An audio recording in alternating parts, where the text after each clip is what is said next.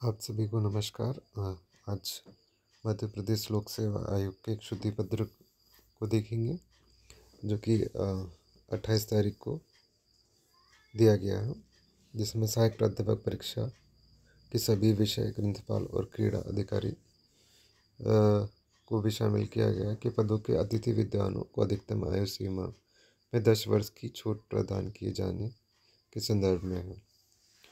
तो जो विज्ञापन दिया गया था आयोग की वेबसाइट पर, पुराना विज्ञापन, उसमें कुछ परिवर्तन हुए हैं, जिसमें बिंदु क्रमांक 2 में देखेंगे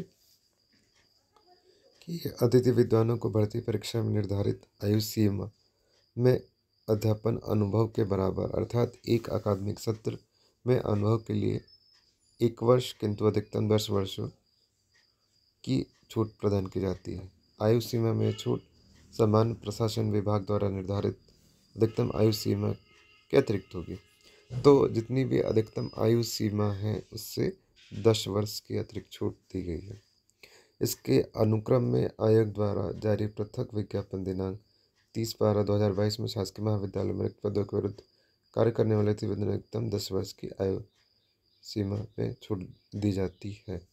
तो जो भी अतिथि विद्वान हैं उनके लिए जो है अधिकतम 10 वर्ष की छूट रहेगी। ये सामान्य अभ्यर्थियों के लिए छूट नहीं रहेगी, केवल अतिथि विद्वानों को ही ये छूट दी जाएगी। और इसके लिए इस उपरोक्त छूट के परिप्रेक्ष्य में समस्त अभ्यर्थियों के लिए ऑनलाइन आवेदन की प्रक्रिया पुनः प्रारंभ की जाती है। इस हेतु तिथि विन्यास निम्नानुसार रहेगा। तो एक बार फिर से जो है ऑनलाइन एप्लीकेशन का जो विंडो ओपन होगा, तो इसकी जो तिथियां हैं कुछ इस प्रकार हैं। तो ऑनलाइन आवेदन की प्रारंभिक तिथि जो रहेगी 5 तारीख रहेगी। इसमें शुल्क भी देखते हैं यार, अनारक्षित श्रेणी हो तो 500 रुपये शुल्क और आरक्षित श्रेणी हो तो 250 रुपये के साथ होगा। और आवेदन की अंतिम तिथि 13/4/2024। तो इसमें देखा जाए दोपहर 12 बजे तक। इसमें समय जो है केवल जो हम देखें तो केवल 1 हफ्ते का ही समय दिया गया है। ऑनलाइन आवेदन में त्रुटि सुधार करने की प्रारंभ तिथि 8/4, फिर सुधार करने की अंतिम तिथि 15/4। तो ये सामान्य तिथियां हैं। इसके बाद जो है अतिरिक्त आवेदन शुल्क के साथ जो है ये प्रक्रिया 13 तारीख से भी हो सकती है, जिसमें शुल्क 3000 के साथ होगा।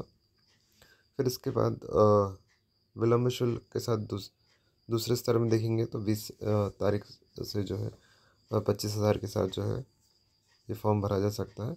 और अंतिम तिथि जो है 30/4/2024 से दोपहर 12 बजे तक।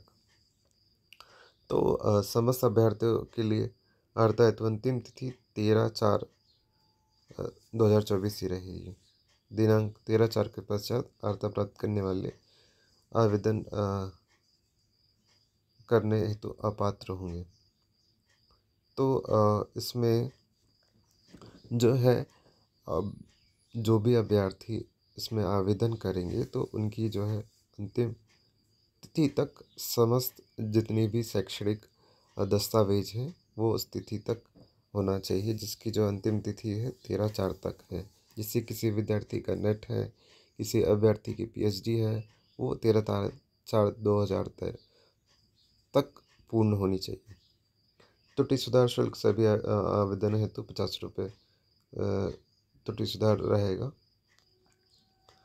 त्रुटि सुधार में श्रेणी परिवर्तन की स्थिति में आरक्षित वर्ग से अनारक्षित वर्ग में सुधार की स्थिति में शुल्क अंतर की राशि अतिरिक्त रूप से जमा करनी, किंतु अनारक्षित वर्ग से आरक्षित वर्ग में त्रुटि सुधार स्थिति में शुल्क अंतर राशि वापस नहीं की जाएगी। तो कभी कैटेगरी गलत फिल हो जाती है तो उसमें भी जो है आपको अतिरिक्त शुल्क है वो देना होगा।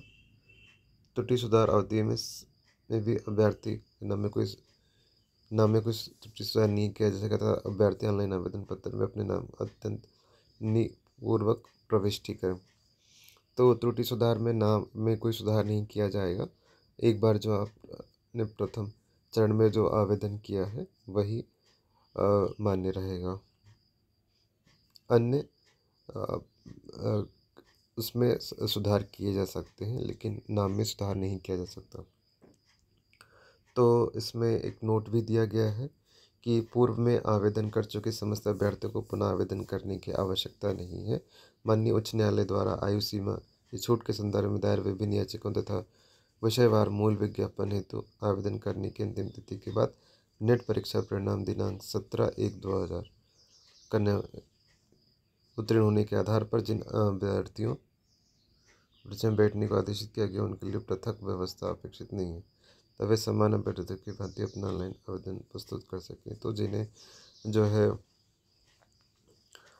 पूर्व में आवेदन कर चुके हैं उन्हें उसकी वापस से आवेदन करने की आवश्यकता नहीं है। जिन्हें छूट दी गई है वे आवेदन कर सकते हैं और विज्ञापन की शेष शर्तें यथावत रहेगी। और ये जो है शुद्धि पत्र दिया गया है।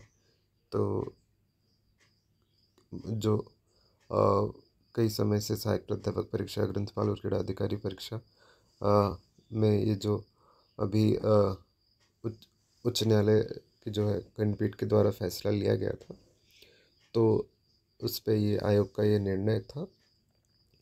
तो अब परीक्षाओं की जो तिथि के संदर्भ में हम अगले वीडियो में चर्चा करेंगे। धन्यवाद।